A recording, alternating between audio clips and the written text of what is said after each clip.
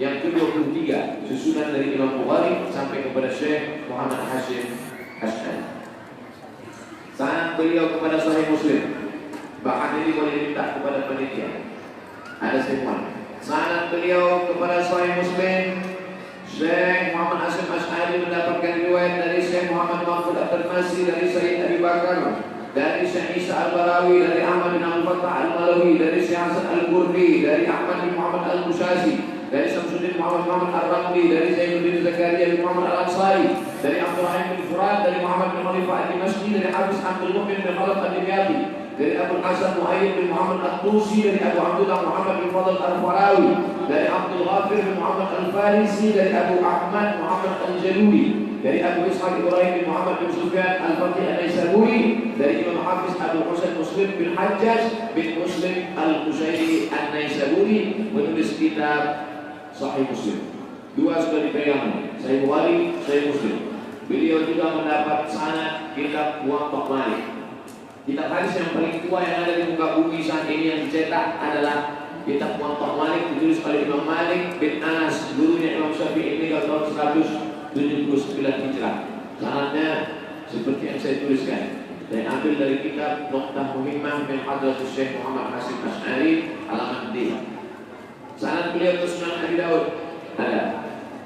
Sanad beliau ke Sunan Tirmidzi ada.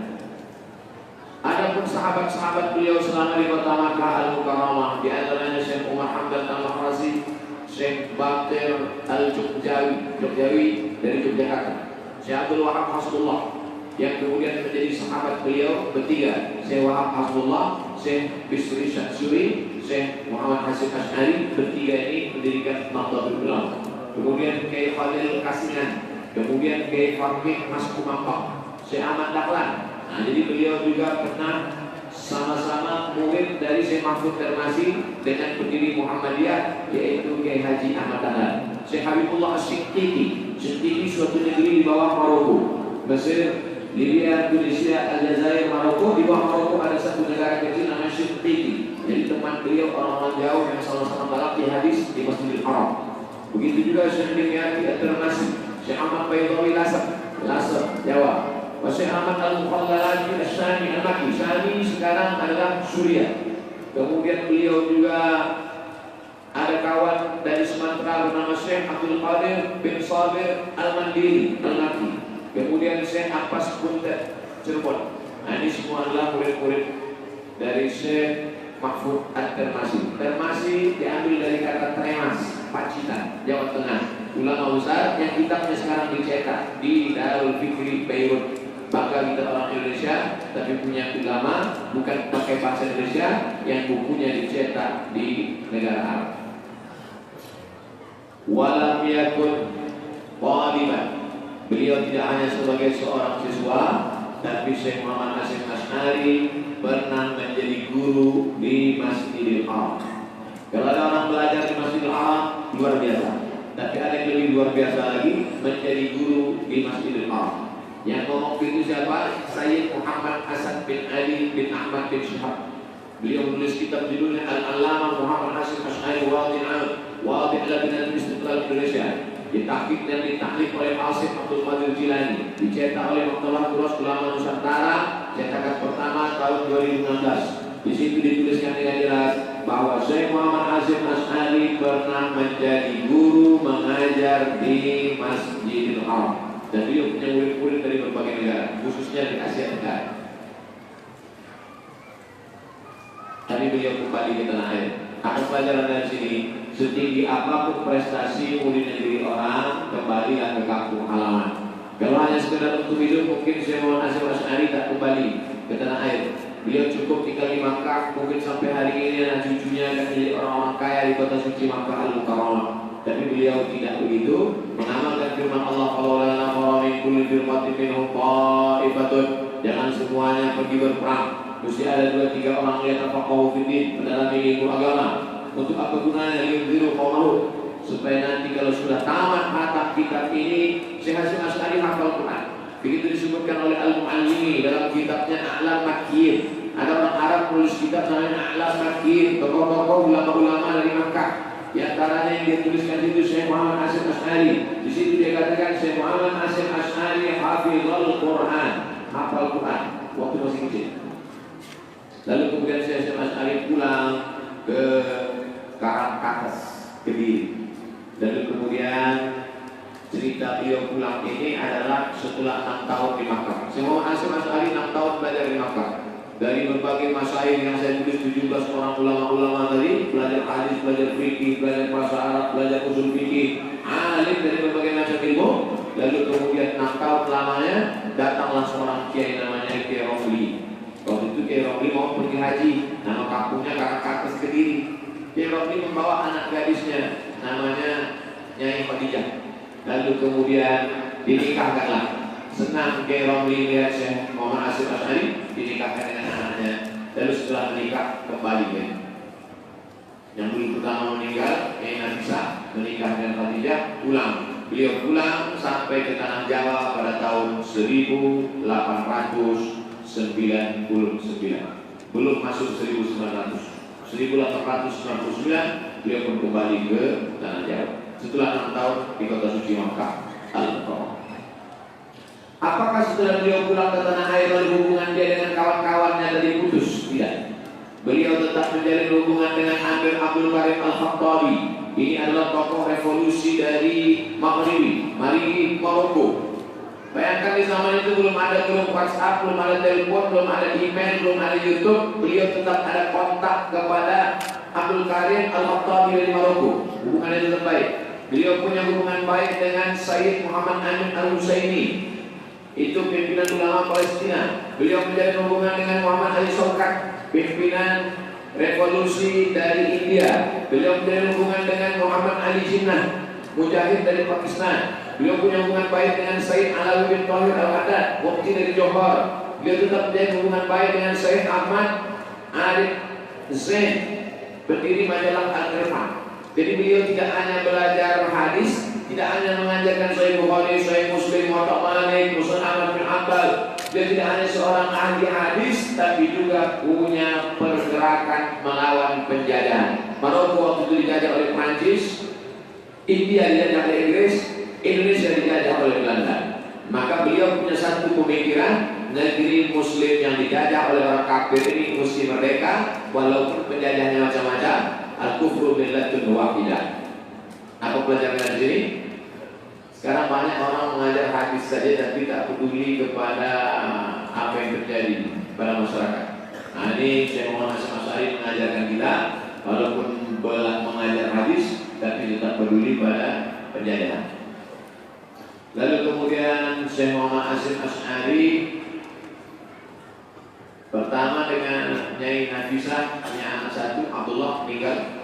Kemudian beliau menikah dengan Nyai Nafiqah. Di situ beliau punya anak namanya Hana, Khairiyah, Aisyah, Izzah, Abdul Wahid, Abdul Hafiz, Abdul Karim, Ubaidullah, Masrurah, Muhammad Yusuf.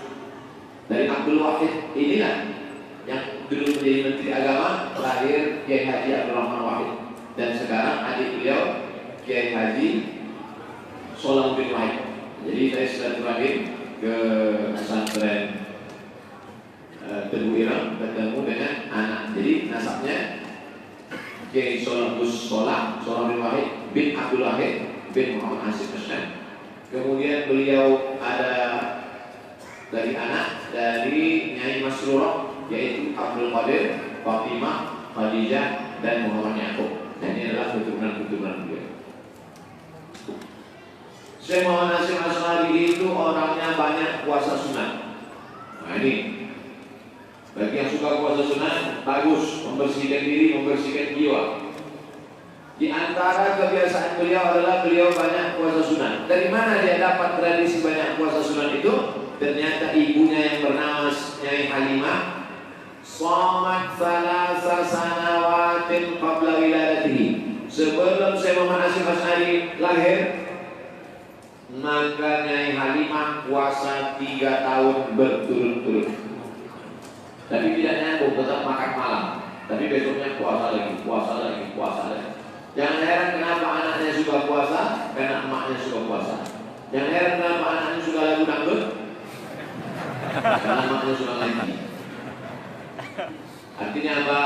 Beliau suka puasa, riyadhahnya tinggi. Maka jangan heran kalau dia hafal. Saya ketika baca buku-bukunya itu, saya yakin dan percaya sebagian besar itu dia tidak lihat buku. Beda dengan kita sekarang nulis, kopi atau baca buku, dia tidak lihat buku. Karena saya lihat lain di buku teks asli dengan yang ada di buku dia terjadi beberapa perbedaan kalimat. Di situ saya disimpulkan dia tidak baca buku, tapi dari hafalan, dari kepala. Kenapa bersih? Karena banyak puasa. Nah, ini sengaja saya ikutin, saya ambil beliau banyak puasa sunat dan itu dia ambil dari tradisi ibunya. 3 tahun puasa sebelum dia balik. Ini jadwal rutin beliau. Bagaimana jadwal rutin beliau? Beliau bangun malam tahajud witir, habis itu tidur, kemudian beliau bangun lagi sholat subuh. Habis sholat subuh beliau tidak keluar dari masjid, dia baca wirid dan hizib. Wirid hizib itu wirid rutinan. Dia punya bacaan-bacaan khusus yang ditulis dalam bukunya. Sudah saya tahqiq. Kemudian setelah baca itu beliau mengajar sampai terbit matahari. Habis itu beliau habis terbit matahari, beliau menjumpai pekerja-pekerja yang mengurus kebun. Karena dia punya sawah. Sawahnya yang memiliki pondok pesantren. Jadi tidak hanya sekedar baca kitab, ada sana Ibnu Qutaibah bin Sa'id, ada sana bulan-bulan, tidak. Tapi beliau punya 2. Pertama usahanya toko, dia punya toko di Jombang. Yang kedua dia punya sawah. Maka beliau ada waktu kosong khusus untuk melihat itu. Lalu kemudian itu dia baca kitab. Habis itu baca kitab, kitab yang dibaca kitab Al-Muhazzab, Muwatta. Kemudian setelah itu dia menyambut tamu. Nah, jadi tidak hanya mengaji tapi juga tamu-tamu yang datang beliau sambut. Setelah itu sebelum sholat zuhur beliau fayulah. Fayulah ini tidur siang sedikit, ikut sunnah Nabi Muhammad SAW. Sekarang kita masuk kantor dari jam 8 pagi sampai jam 4 sore. Habis itu pulang ke rumah. Di malam hari pula masih begadang lagi, nongkrong jam 11 malam. Makanya hidup orang sekarang tak awet. Sampai 40, 45 batuk mati. Beliau kenapa badannya sehat sampai tua? Karena hidupnya makannya sedikit, karena banyak puasa sunat, buka puasanya sedikit dan tidurnya full. Malam tahajud witir habis isya, ngaji tidur, dan dia siang ada tidur ikut sunnah Nabi, tidur fayulah. Kemudian setelah zuhur beliau membaca kitab lagi, baca kitab ke murid-murid. Setelah itu sore-sorenya beliau memeriksa tugas-tugas yang dikasih, sudah selesai atau belum. Kemudian itu beliau sholat asar, habis itu baca kitab Fathul Qorib. Baca kitab Fathul Qorib kita fikih sore. Setelah itu nunggu azan maghrib, duduk nunggu azan maghrib beliau baca buku. Jadi beda antara ada wirid ngajar, ada qaylulah, ada makan, ada puasa, ada baca buku. Sekarang banyak orang ceramah tak pernah baca buku. Akhirnya ngomong ngawur, tak kemana-mana ngelantur. Nah, beliau baca buku itu tak. Sebelum azan maghrib beliau sempatkan mutola'ah baca buku. Setelah itu sholat maghrib berjamaah. Habis sholat maghrib ke isya beliau menyambut tamu lagi. Jadi ada tamu siang, ada tamu sore. Tidak menyepelekan tamu. Habis maghrib ke isya datang tamu jumpa, konsultasi, minta barokah, minta doa dan lain sebagainya. Setelah sholat isya baru beliau baca kitab Ihya Ulumuddin Tasawuf. Coba tengok. Kalau siang dia baca kitab fikih, tapi kalau malam dia baca kitab tasawuf yang ditulis oleh Imam Abu Hamid Al-Ghazali. Bagi yang mau ikut jadwal Syekh Muhammad Hasyim Asy'ari ini sehat, bagus. Lalu kemudian dia juga baca tafsir. Tafsir yang dia pilih tafsir Ibnu Katsir. Kenapa tafsir Ibnu Katsir? Karena dia ahli hadis. Tafsir yang paling selamat dari Israiliyat tafsir Ibnu Katsir. Sementara di zaman itu yang dibaca di tempat-tempat lain tafsir Khazin, tafsir Halawi yang mengandung kisah-kisah Israiliyat. Tapi Syekh Hasyim Asy'ari membacakan kitab tafsir Al-Quran Al-Azim yang ditulis oleh ahli hadis yang paling selamat dari Israiliyat, yaitu kitab tafsir Al-Quran Al-Azim ditulis oleh Syekh Imam Abu Fida Ismail bin Katsir. Setelah itu malam beliau makan. Beliau makan malam jam hatta saat hadiat asrah. Beliau makan malam jam 11. Kami makannya tak banyak, sedikit. Beliau makannya malam sekaligus untuk persiapan besok puasa. Kemudian beliau liburnya 2 hari, hari Selasa dan hari Jumat. Hari Selasa itu dikhususkan untuk periksa kebun dengan toko-toko barang dagangan, berapa laku, berapa modal, berapa keuntungan untuk pondok pesantren, dan kemudian untuk melihat sawah. Itu hari Selasa. Sedangkan hari Jumat beliau khususkan untuk 2, banyak-banyak baca Quran dan sholawat Nabi. Ini bukan hanya sekedar berita cerita tentang hidup beliau, tapi kita ambil di pelajaran. Mudah-mudahan kita bisa mengikut gerak langkah beliau. Hari Jumat banyak-banyak. Beliau tidak pernah meninggalkan sholat berjamaah. Suatu hari ketika beliau kena demam panas. Kena demam panas 4 tahun sebelum meninggal. Jadi kalau beliau meninggal umur 76, berarti waktu itu umurnya 72. Waktu itu dia kena demam panas. Lalu kemudian kata santrinya, Kiai, kalau gitu sholatnya di kamar aja, sholatnya di rumah aja. Karena ini demam panas. Apa kata beliau? Iqlam ya bunayya annana wajahna ma'asyad min hararati hadhihi al-umar. Ketahuilah wahai santri, panasnya api neraka belum ada apa-apanya dibandingkan dengan panasnya demam ini. Oleh sebab itu, kiai, ahli hadis, alim, dan tetap tak mau meninggalkan sholat berjamaah. Ini kalau tobat 3 hari sudah tak maksudnya.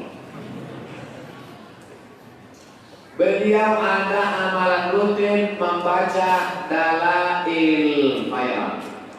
Ada kumpulan sholawat namanya Dalail Fayran. Nanti selalu beliau amali. Kalau ada waktu kosong, beliau membaca Dalail Fayran. Dan beliau memberikan ijazah kepada murid-muridnya untuk membaca Dalail Fayran. Intinya, di antara amal beliau yang paling banyak adalah membaca sholawat. Kemudian sifat beliau adalah orangnya tawadhu. Apa kata beliau? Kalau menulis buku, min aqallil khaliqati bal min la syai'a lahu. Buku ini ditulis oleh hamba Allah yang paling hina, rendah, dan tak ada apa-apanya. Jadi kalau habis tulis buku ditulis gitu. Buku ini ditulis oleh orang yang tidak ada apa-apanya. Bukan macam Ustaz sekarang, tolong tulis baliho saya, dokternya buat besar-besar. Saya kan baru silang kemarin. Makanya kalau ada orang sombong baca biografi saya sama ini, Masya Allah. Alim, sanad hadis di kepalanya, mengajar di Masjidil Haram, tapi nulis buku dari orang yang tak punya apa-apa. Man la syai'a lahu fil haqiqah. Man la syai'a lahu fil haqiqah. Orang yang tak punya ada apa-apanya menurut hakikat Allah Subhanahu. Kemudian dia orangnya zuhud. Beda zuhud sama miskin. Di mana orang sekarang kalau ada disebut zuhud, bayangannya miskin. Yang sama sekali tidak miskin. Karena dia punya toko, dia punya ruko, dia punya barang dagangan, dia punya sawah, tapi hidupnya sederhana. Bagaimana hidup sederhana? Dinding rumahnya dari bambu, lantainya dari semen, tidak ada perabot, duduknya di lantai, hiasan dindingnya hanya kitab-kitab. Sekarang banyak juga rumah Ustaz dindingnya kitab-kitab, jadi nggak pernah dibaca. Lemarinya mahal sekali. Lalu kemudian setiap bulan itu dia panggil santri-santri supaya menjemur kitab. Santri-santri dipanggil menjemur kitab itu karena takut berjamur. Kitab mahal. Itulah hiasan beliau. Dikulir setiap bulan. Lalu kemudian pada saat usianya sudah tua, datanglah orang kaya. Murid beliau, Kiai di rumah udah nggak layak lagi, kami bangunkan ya. Dia tetap menolak, tapi karena terus diminta, akhirnya direnovasi lah rumah ini. Dan beliau punya mobil bukan untuk pamer sombong, tapi karena untuk mobil kuno, mobil unik yang dipakai hanya sekedar keperluan saja. Saya mohon asal. Beliau pernah diberikan penghargaan oleh Ratu Wilhelmina pada tahun 1937. 8 tahun sebelum kemerdekaan Republik Indonesia, Ratu Wilhelmina menyerahkan bintang emas dari Belanda. Tapi kemudian Syekh Hasan Asy'ari menolak. Dengan lembut dia menolak, dia tidak mau. Karena kalau dia terima berarti itu persetujuan dia terhadap penjajahan Belanda kepada bangsa Indonesia. Dia tidak mau. Beliau pernah mendapatkan 3 jabatan dari Jepang. Pertama, ingin diangkat menjadi Jawa Hokokai, yaitu sebuah lembaga sosial. Yang kedua, beliau diangkat menjadi kantor urusan agama Suruh. Kemudian beliau pula ingin diangkat menjadi mendapatkan penghargaan. Semuanya beliau tolak. Syekh Hasyim Asy'ari menolak penghargaan Belanda dan Jepang. Kemudian Syekh Hasyim Asy'ari menolak jabatan. Dikumpulkan seluruh orang Indonesia paling hebat. Dari yang 10 ini dipilih lagi 6. Dari yang 6 ini dipilih lagi 4. Dari yang 4 ini dipilih lagi 2. Dari yang 2 ini dipilih lagi 1. Sampai pilihan kepada beliau. Syekh Hasyim Asy'ari dipilih jadi presiden. Kata Syekh Hasyim Asy'ari, saya berjuang selama ini bukan karena ingin jabatan itu, tapi ingin supaya Indonesia merdeka. Dan beliau tetap kembali ke pondok pesantren. Hadratus Syekh Hasyim Asy'ari. Beliau tidak menerima bantuan. Datanglah orang-orang kaya ingin memberikan bantuan, tapi cara beliau tidak kasar. Dia tidak mengatakan, orang kaya, kau bawa 10 hartamu ini, haram ini. Beliau tetap terima kasih. Lalu kemudian ada santri-santri beliau panggil. Kemudian ada orang-orang yang perlu buat pesantren, perlu tanah, lalu beliau salurkan. Karena beliau sendiri punya sawah, punya toko untuk menghidupi pesantren. Beliau mengalihkan bantuan, langsung dilihat oleh saksi. Saksi ini menulis dalam bukunya. Nama saksinya Sayyid Muhammad Asad bin Ali bin Ahmad bin Syihab. Saya lihat dengan mata kepala saya sendiri. Datang beberapa ibu-ibu. Dilihat. Muslimat, Padang min Aqsa. Datang ibu-ibu. Jadi memang rupanya yang suka nyumbang itu dari dulu memang ibu-ibu. Ibu-ibu di sana sih kita tahu. Mereka kumpulkan duit mereka berikan kepada Hadratus Syekh Hasyim Asy'ari. Kata Syekh Hasyim Asy'ari, terima kasih atas segala bantuannya, tapi kebetulan ada yang lebih memerlukan. Akhirnya didirikanlah pondok pesantren khusus perempuan. Waktu itu pondok pesantren hanya laki-laki saja, perempuan tak boleh belajar, pantang perempuan belajar. Bahkan ada yang mengatakan perempuan tak boleh belajar menulis, haram. Tapi pada saat itu pemikiran beliau maju dan beliau ambil uang ibu-ibu perempuan yang sudah mengumpulkan dana tadi, dibangunkanlah khusus pesantren khusus untuk perempuan. Makanya beliau layak mendapatkan penghargaan pendidikan terhadap perempuan. Tapi jangan bayangkan saya semasa itu ulama dengan jenggotnya, dengan sorbannya, dengan jubahnya, ahli hadis, pejuang kemerdekaan, lalu nggak pernah bercanda. Orangnya serius saja, tidak. Jadi tulis ada satu sisi canda beliau. Dulu kalau ada tentara Jepang bawa pesawat tentara Jepang, maka orang Jawa akan mengatakan kasuke. Kasuke bahasa Jepang artinya lari, tentara Jepang datang. Kasuke, lari, tentara Jepang datang. Tapi makna itu di pesantren Tembuirang lain. Kalau Syekh Hasyim Asy'ari sedang patroli, sedang memeriksa kamar-kamar santri, itu santri-santri yang lain langsung ngasih tahu kawannya, Kasuke. Apakah ketika santri mengatakan Kasuke, apa tentara Jepang datang? Apakah waktu itu Syekh Hasyim Asy'ari marah mengamuk? Tidak. Dia pun tersenyum melihat kelakuan tingkah laku santri-santri. Jadi beliau punya sisi humanisme kemanusiaan, tidak kejam, tidak pemarah. Mungkin itu yang membuat orang tertarik dengan kepribadian Syekh Muhammad Hasyim Asy'ari. Dia orang yang terbuka. Waktu itu ada gubernur Belanda namanya Van der Plas, datang membawa anjing, bertamu ke rumah Syekh Hasyim Asy'ari. Beliau sambut karena dianggap ini sebagai seorang tamu, sebagai seorang manusia, ukhuwah insaniah, beliau sambut. Tapi ketika mau ditarik untuk ikut kerjasama dengan Belanda, beliau tolak. Kamu datang sebagai tamu, oke. Tapi kalau untuk mengajak kerjasama dengan penjajah, tidak. Ada masanya lembut, ada masanya tegas, ada masanya keras, ada masanya terbuka. Begitu kepribadian Syekh Muhammad Hasyim Asy'ari. Beliau orang yang sabar menghadapi ujian.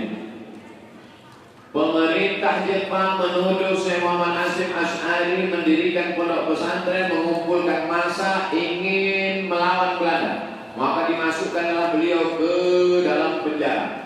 Berapa lama beliau di penjara? 6 bulan lamanya di penjara, disiksa. Bahkan tangan kanan beliau mengalami cacat, sampai cacat tangan kanannya disebabkan oleh penyiksaan tersebut. Dan murid-murid beliau berdatangan ingin menggantikan. Daripada kiai kami, kamilah yang masuk, tapi Belanda tidak mau. Jadi jangan bayangkan saya Masari itu hanya duduk mengajar hadis, lalu kemudian hidupnya nyaman, enak, tenang. Beliau berhadapan dengan Belanda, berhadapan dengan Jepang, masuk penjara, disiksa, luar biasa kehidupan beliau. Maka setelah membaca-baca biografi, banyak kita terinspirasi. Yang sesungguh korban fakat masal korban betul. Kalau kamu merasakan kesulitan dalam hidup, maka sesungguhnya ulama-ulama dulu jauh lebih sulit, jauh lebih susah, jauh lebih payah hidupnya. Beliau lebih mementingkan persatuan umat. Jadi terjadilah khilafiyah pada zaman Syekh Muhammad Hasyim Asy'ari. Maka beliau mengeluarkan satu pidato persatuan. Pidato ini dibacakan pada tahun 1935 dalam Muktamar Nahdlatul Ulama yang ke-11 di Banjarmasin. Haji Abdul Malik Karim Abdullah Buya Hamka terkesima, terpukau dengan pidato ini. Maka diterjemahkan beliau ke dalam bahasa Indonesia dan disiarkan di majalah Panji Mas, Panji Masyarakat. Yang nulis Ketua NU, pendiri NU, yang menerjemahkan ulama Muhammadiyah demi untuk persatuan umat. Masya Allah, tabarakallah.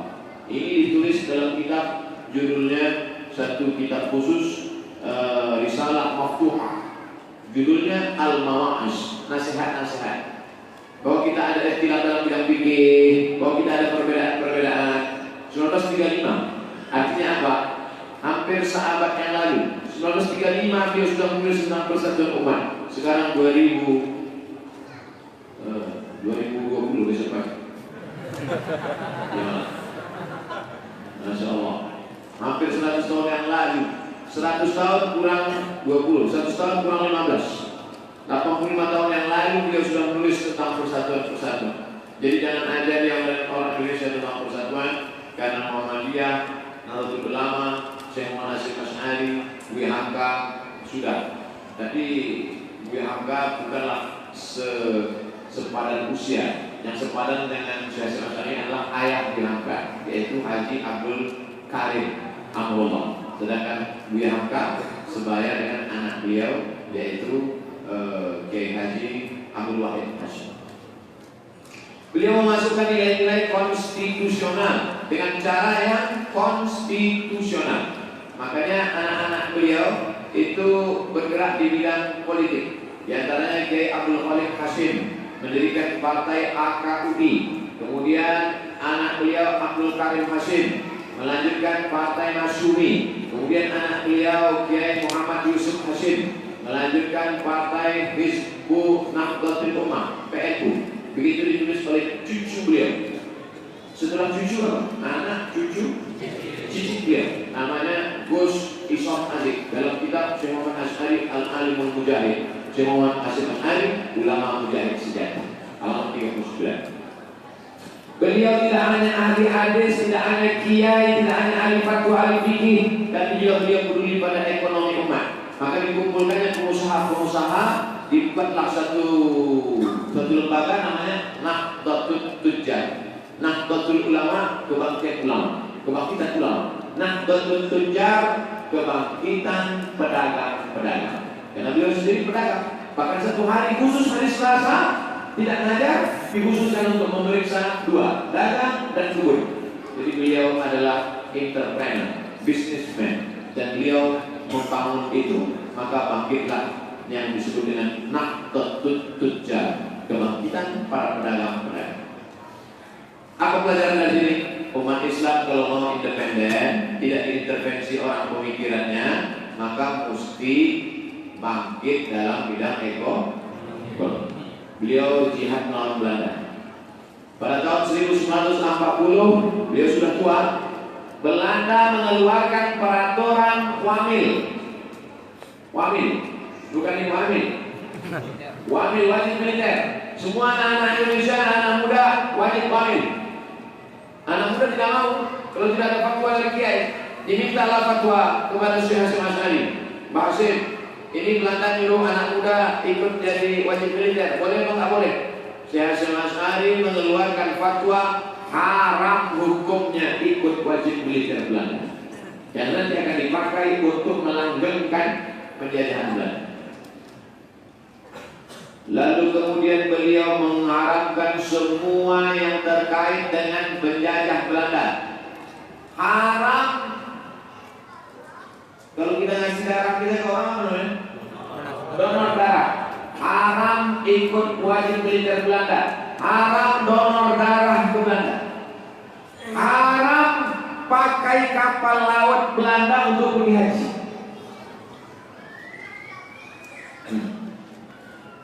Tahrim musanadati hukum Hollandia ala Aisyah bin Kana. Tidak boleh ikut hukum pemerintah Belanda. Haram ikut tentara Belanda. Lasyaman tabarru andam. Haram menyumbang darah donor darah Belanda. Istinam bakhirah Holanda. Haram memakai kapal Belanda penjajah untuk sampai ke Nasi Makkah Al-Mukarramah. Yang nulis Abu Bakar Aceh dalam kitab biografi Syekh Abdullah Hasim. Beliau menulis Syekh Abdullah Hasim, tapi beliau singgung cerita tentang Syekh Muhammad Hasim Asy'ari. Halaman 110. Jihad melawan Jepang. Jadi waktu itu ada namanya lagu Kimi Gayo. Bapak-bapak yang dulu pernah mengalami penjajahan Belanda, ibu-ibu yang hafal lagu Kimi Gayo, tolong berdiri kami mau mendengarkan.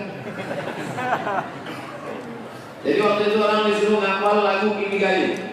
Lalu kemudian mengangkat bendera Hinomaru.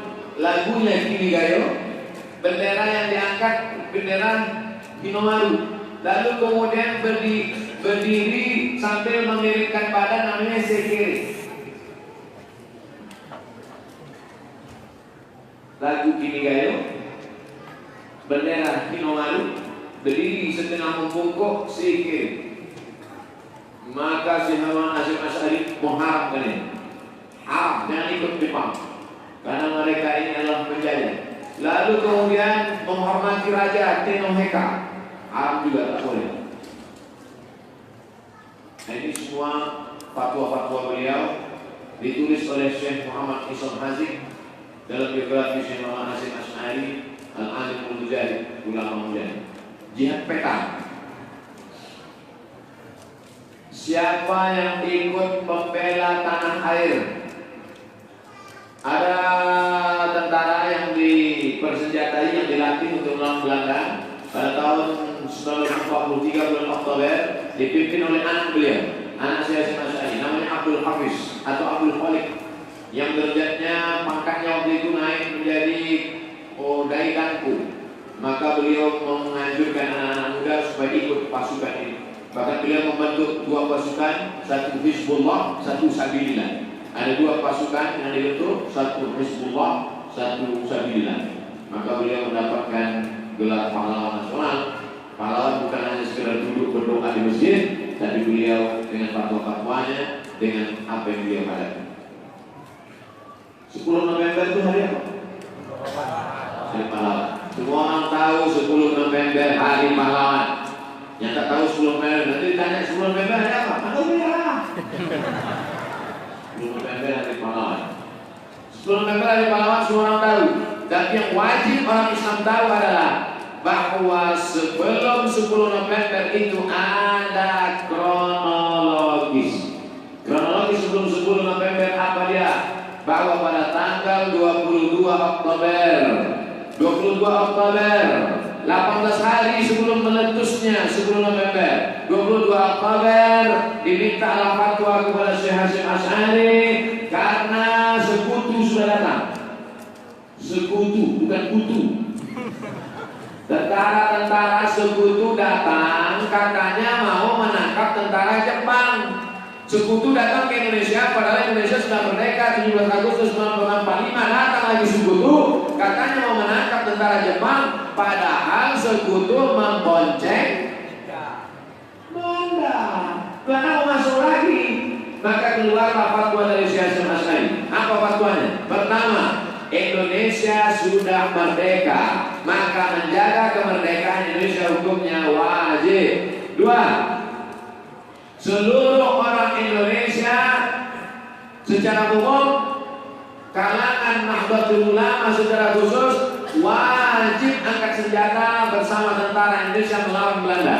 Tiga, perang melawan Belanda adalah fardu ain, bukan fardu kifayah. Fardu ain. Fardu ain artinya setiap orang wajib. Kalau fardu kifayah, itulah fardu kifayah mandi jenazah. Mandi jenazah kalau sudah ada mandikan, sudah. Fardu ain. Jaraknya dari lokasi perang itu berapa?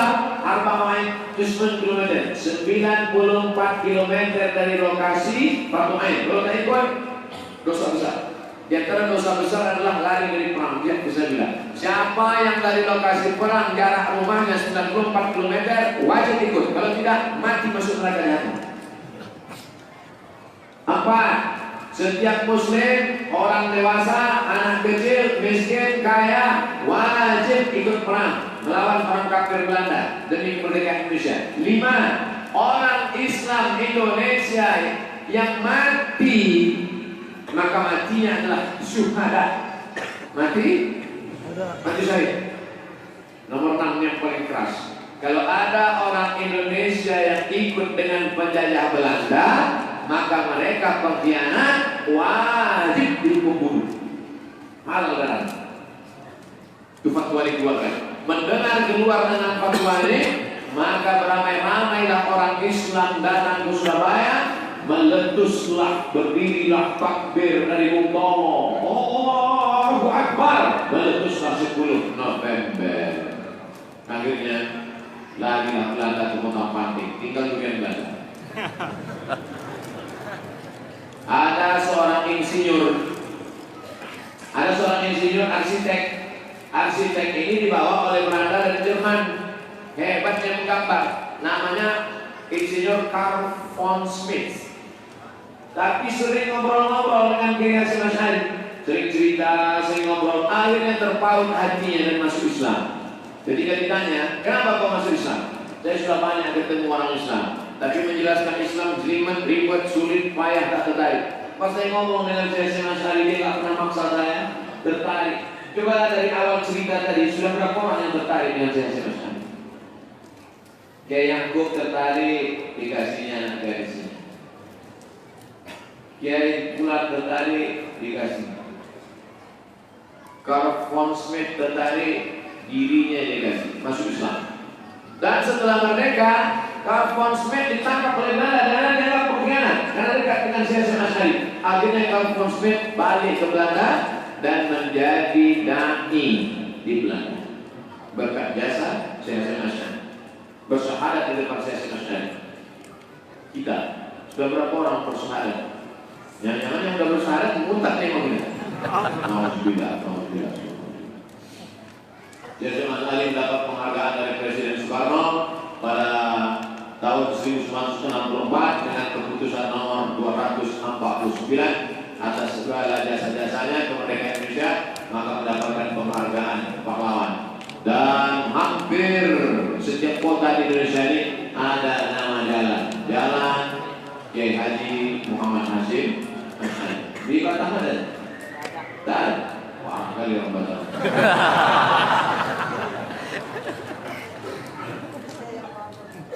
Pada suatu malam, pada tanggal 7 Ramadan, Kiai Hasyim Asy'ari imam sholat tarawih.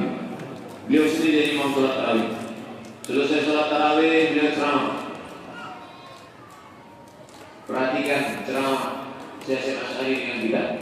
Kiai Hasyim Asy'ari sholat tarawih dulu baru ceramah. Kita ceramah dulu baru tarawih. Makanya ceramahnya pendek. Kiai Hasyim Asy'ari setelah sholat tarawih ceramah. Tiba-tiba ceramahnya dihentikan tidak lama. Kenapa? Karena datang utusan presiden, datang utusan Panglima Besar Jenderal Sudirman. Datanglah membawa surat, Pak Hasyim pulang ke rumah karena ada utusan dari Jenderal Sudirman. Dibacalah oleh Pak Hasyim surat Jenderal Sudirman. Rupanya Jenderal Sudirman minta fatwa jihad. Jihad yang kemarin sudah ini ada jihad baru lagi. Ini artinya umat ini harus terus, tak bisa pakai fatwa lama, harus ada fatwa baru, harus diberi-beri.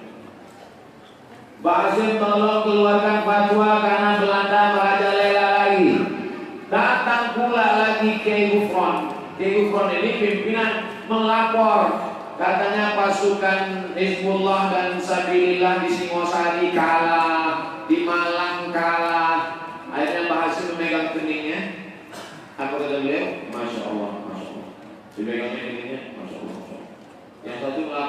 kalah di Singosari, kita kalah di sini Pak, tolong doa. Yang satu lagi utusan dari Jenderal Sudirman, tolong keluarkan fatwa, masih megang ini. Lalu kemudian Kiai Gufron melihat sepertinya Pak Hasim lelah, capek. Jadi kasih tahu tamu-tamu, Pak Hasim tidak langsung mengeluarkan fatwa. Beliau kalau diminta fatwa, beliau sholat istiqoroh dulu. Kata beliau saya sholat istiqoroh dulu. Tapi pas tamu mau salaman, seperti beliau lelah sekali. Kata staf beliau, biarkan Pak Hasim berpenolong, karena dia katanya lelah sekali. Rupanya beliau bukan lelah, tapi terjadi Hersenblutung, blood darah, pecah pembuluh darah. Meninggal dunia pada malam pukul 4 subuh menjelang azan subuh tahun 1947, umurnya 76 tahun. Nabi 63. Kata Nabi sedikit saja umat dunia yang lebih dari itu. Siapa orang yang paling baik ya Rasulullah? Man tala umruhu wa hasuna amaluhu. Orang yang panjang umurnya dan baik amalnya. Kira-kira si Hasyim Asy'ari masuk tak? Panjang umurnya, baik amalnya. Ini meninggal umur berapa? 25. Kenapa meninggal? Sakau. Udah umur pendek, mabuk udah. Nah, tadi saya mulai jam 4, sekarang jam 5. Pas 1 jam, baru muqaddimah.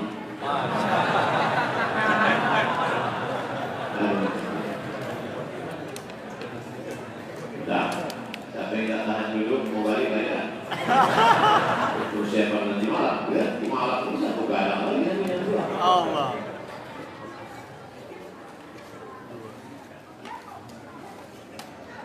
Sekarang kita baru masuk ke pembahasan. Tadi itu hanya baru cerita sedikit-sedikit aja. Ada 3 metode Syekh Hasyim Asy'ari dalam penyebaran hadis. Kita tadi baru cerita orangnya, sekarang kita cerita amalnya. Apa cara dia dalam menyebarkan hadis? Karena judulnya penyebaran hadis di Indonesia oleh Syekh Hasyim Asy'ari. Pertama menulis kitab. Syekh Hasyim Asy'ari menulis kitab dan kitabnya pakai bahasa Arab. Syekh Hasyim Asy'ari itu orang Indonesia. Jawa. Tapi dia menulis tidak pakai bahasa Jawa, tidak pakai bahasa Indonesia, menulis pakai bahasa Arab. Kira-kira hebat kan? Hebat. Ini di antara kitab-kitab. Bukan saya katakan ini semua kitab beliau, ini di antara kitab-kitab. Menulis hadis, menukil pendapat ulama salaf. Beliau kalau menulis kitab, pertama dibuatnya hadisnya. Ini dia. Pertama dibuatnya hadis. Contoh, Allahumma arham khulafai. Ya Allah berikanlah rahmat kepada khalifah-khalifahku. Kemudian sahabat bertanya, wa ma khulafauka? Siapa khalifah engkau ya Rasulullah?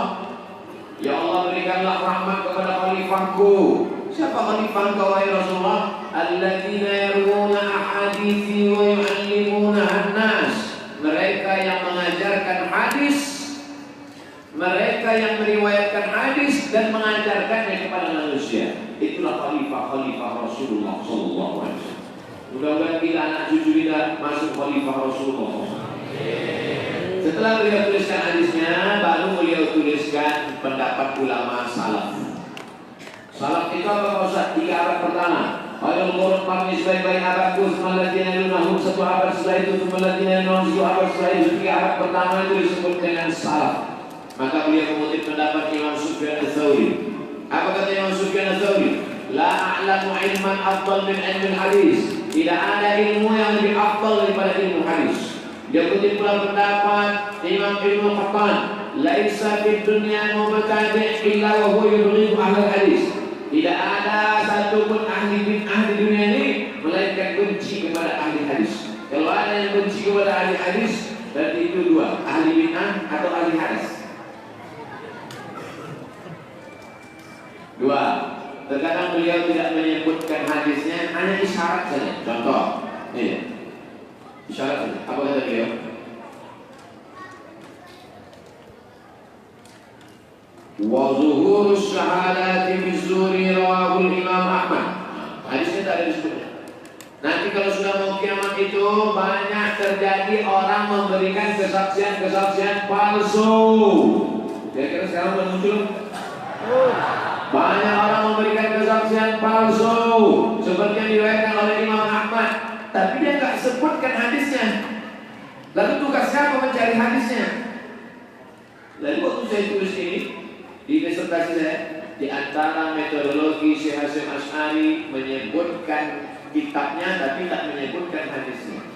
Datang Syekh Umar nanya ke saya, hadisnya mana? Tadi sebutkan siapa? Carilah hadisnya. Ini saya carilah hadisnya. Diriwayatkan oleh Imam Ahmad bin Hanbal juz 1 halaman 407 nomor 3870 dikomentari oleh Syekh Al-Nawawi isnaduhu hasan. Betul dah saya. Hijau biji mata dari saya. Beliau selalu menyebutkan status kualitas hadis. Hadis ini ada kualitasnya yang paling tinggi sahih, di bawah sahih hasan, di bawah hasan dhaif, di bawah dhaif maudhu'. Jadi jangan asal-asal sembarangan menyampaikan hadis. Ini adik-adik yang semangat dakwah ini share. Siapa yang memberitahu temannya bahwa besok malam tahun baru maka akan diselamatkan dari neraka jahanam. Itu hadisnya kau dapat dari mana? Kualitasnya apa? Siapa yang memberitahu bahwa kita sudah masuk bulan Rajab maka dia akan mendapatkan pahala? Jilidlah ke 20 grup. Benar tak? Jadi di zaman saya sama Sari, beliau kalau menyebutkan hadis disebutkan yang kualitasnya. Ini contohnya. Apa kata beliau? A'linu hadan nikah. Kalau kau menikahkan anakmu atau menikahi perempuan, maka kau umumkan depan orang banyak. Waj'aluhu fil masajid, buat akadnya dalam masjid. Wadribu alaihi bidufuf, pukulkan gendang, gelompang. Sanaduhu hasan, sanadnya hasan. Nah disebutkannya. Kitabnya Sunan Tirmizi. Yang meriwayatkannya siapa? Imam Tirmizi. Dalam kitab Jami' Tirmizi. Status hadisnya apa? Hasan. Sekarang banyak orang meriwayatkan hadis. Kalau ditanya, ini hadisnya di mana Ustaz? Gak ada. Habis pengajian pengurus nanya di belakang. Ustaz tadi kau marah? Gak tahu saya. Wah. Syekh Asy'ari menyebutkan riwayatnya yang tak jelas. Ada Tirmizi, ada Hakim Tirmizi. Sama mirip namanya. Ada Tirmizi, ada Hakim Tirmizi. Supaya orang tidak bingung dijelaskannya. Apa kata dia? Qala Muhammad Ali At-Tirmizi wa huwa al-ma'ruf bil Hakim At-Tirmizi. As-Sufi. Hakim Tirmizi itu sufi, ahli tasawuf. Nama kitabnya Nawadir Usul. Walaysa li Abi Isa Tirmizi, bukan Imam Tirmizi yang punya kitab Sunan Tirmizi. Kalau ada dua nama yang sama dijelaskan. Itu salah satu metode Syekh Muhammad Hasyim Asy'ari. Ada kalanya dia menyebutkan hadis bersanad sampai ke Nabi.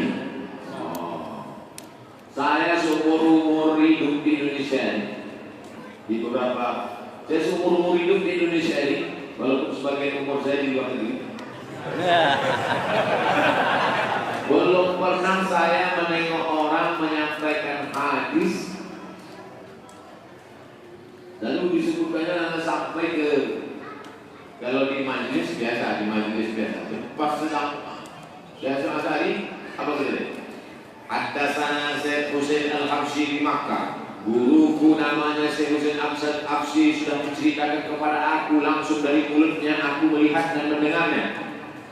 Sampai kepada Syekh Ismail bin Jarrah, sampai kepada Syekh Arif bin Abdullah dan Tusi, sampai kepada Syekh Najmuddin Muhammad Al-Ghazali, sampai kepada Syekh Walid Al-Badruddin Muhammad Al-Ghazi, sampai kepada Syekh Burhan bin Abi Sarif, sampai kepada Al-Qubabi, sampai kepada Al-Habbas, sampai kepada Imam An-Nawawi, Nawawi Al-Mus'amain, sampai sampai kepada Imam Abu Ishaq Ibrahim bin Hafiz Umar bin Wadud Al-Wasiti, sampai kepada Imam Zul Abdul Qasim Al-Wakar Abdul Fatah Mansur bin Abdul Muhim Al-Farawi, sampai kepada Imam Fakhr Muhammad Abu Jadli Abu Abdullah Muhammad bin Fadl Al-Farawi, sampai kepada Ahmad bin Muhammad Isa Al-Jaludi, sampai kepada Abu Ishaq Ibrahim bin Muhammad bin Sufyan Al-Faqih, sampai kepada Imam Abu Husain Muslim bin Hajjaj, sampai kepada Muslim As-Musanna, sampai kepada Muaz bin Hisham, sampai kepada bapaknya, sampai kepada Imam Yahya, sampai kepada Muhammad bin Al-Haris, sampai kepada Ma'dan bin Jubair bin Nufair, sampai kepada Abdullah bin Amr bin As, sampai kepada Nabi Muhammad sallallahu alaihi wasallam.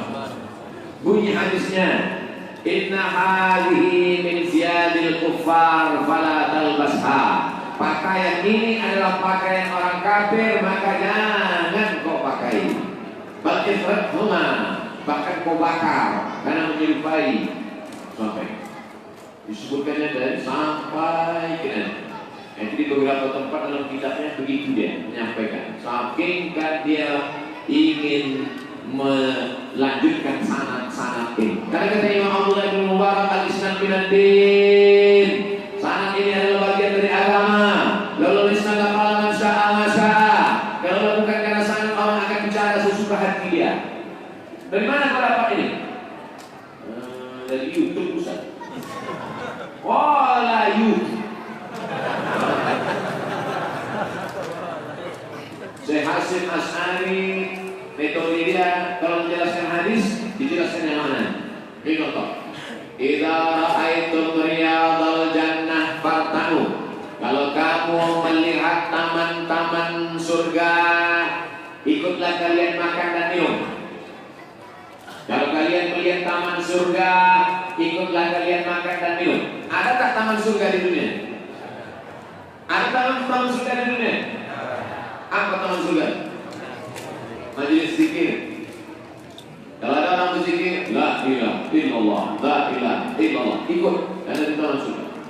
Orang bilang bahwa anak-anak di Batam ini kalau ada majelis zikir mereka ikut. Kenapa? Karena ada mie, nasi goreng. Dan bubur kacang hijau. Majelis kita ini majelis ilmu atau majelis zikir? Majelis ilmu, bukan majelis zikir. Bukan majelis zikir. Sekarang kita tengok penjelasan saya. Qala apa? Dia mengutip pendapat Imam apa? Atau ini Nabi, juga Nabi sahabat, juga sahabat Nabi. Apa kata Imam apa? Hiya majalisul halal wal haram. Kaifa tashtari wa kaifa tusalli wa kaifa tuzakki. Majelis zikir yang dimaksud adalah majelis yang di dalam majelis itu dijelaskan bagaimana kau transaksi jual beli, bagaimana kau salat, bagaimana kau bayar zakat, kaifa tahujj, bagaimana kau zakat, bagaimana kau haji, kaifa tankah, bagaimana kau nikah, kaifa tutalik, bagaimana kau talak. Jadi majelis kita ini majelis ngobrol majelis zikir.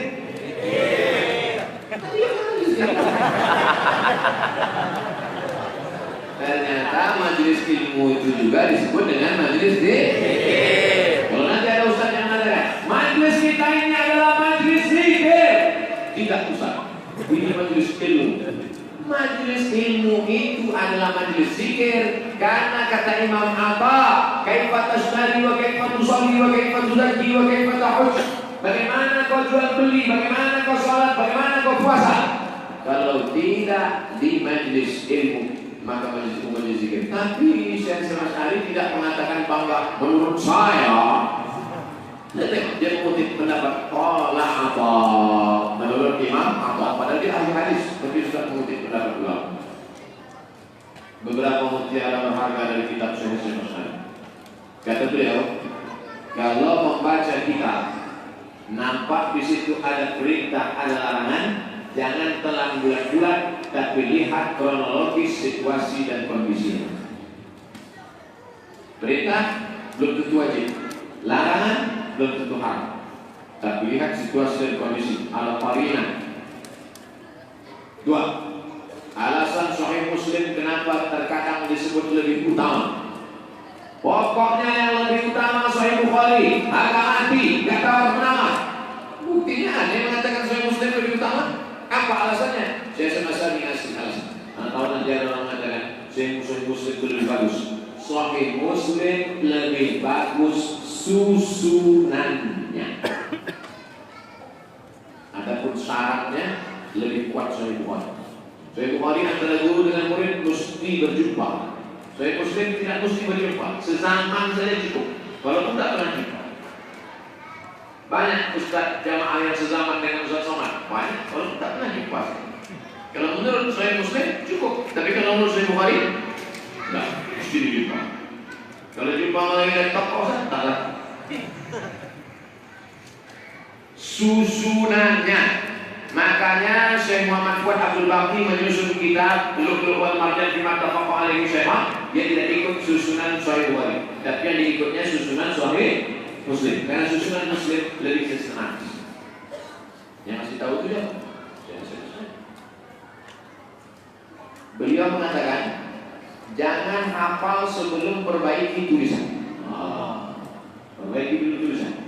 Alhamdulillah sekarang pengajian sudah ada yang nulis lagi. Zaman dulu kalau saya menjelaskan itu semua nulis. Jangan hafal sebelum perbaiki tulisan.